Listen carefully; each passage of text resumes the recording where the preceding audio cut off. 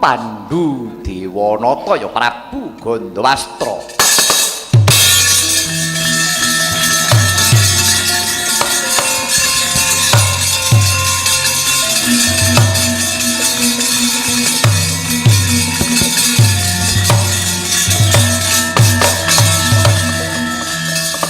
Ngaturaken ageng panuwun ingkang tanpa pindhan Kanjeng Rama.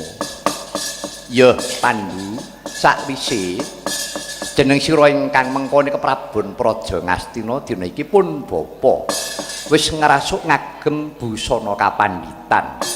Pun Rama bakal napak tilas palenggahane ingkang eyang sawarga. Rama Premban Begawan Parasara pun Rama bakal munggah marang pertapan Saptwarga.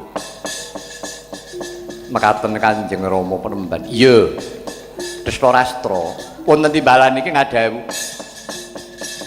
Wewengkon Praja Ngastina kuwi ana kutha cilik ingkang sinebut Kadipaten Gajahhoya. Sira mapana ana Kadipaten Gajahhoya.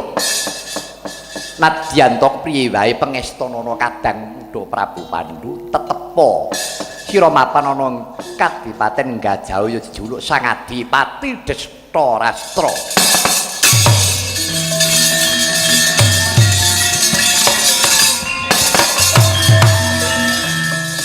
Ngaturaken genging panuwun ingkang tanpa pepindhan Kanjeng Rama Premban. Widura wonten dawuh Rama isih ana saperangan wewengkon Ngastina dina iki prayoga sira ingkang mapan ana Kadipaten Panggombakan. Sira mapan ing Kadipaten Panggombakan. Sesirya Sang Adipati Widura ya Yama Widura.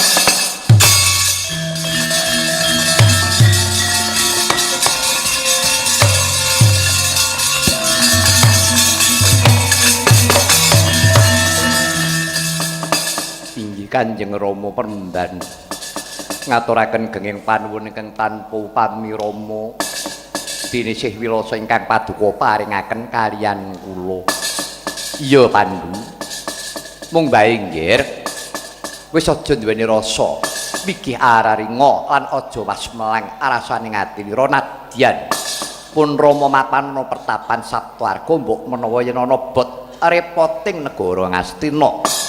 Kalamun to jeneng sira ora bisa angrampungi gawe pun bapa ingkang saguh bakal suka sabiyantu. Inggih Kanjeng Rama lan malihipun sinten malih Rama ingkang ngayomi gesang kula sakadang muhung paduka Kanjeng Rama Premban Begawan Wiyasa. Ya mula kang mangkono tetepa trah Sang Wiyasa manunggal saya bisa ngrembaka Praja Ngastina Jaya Wijayanti.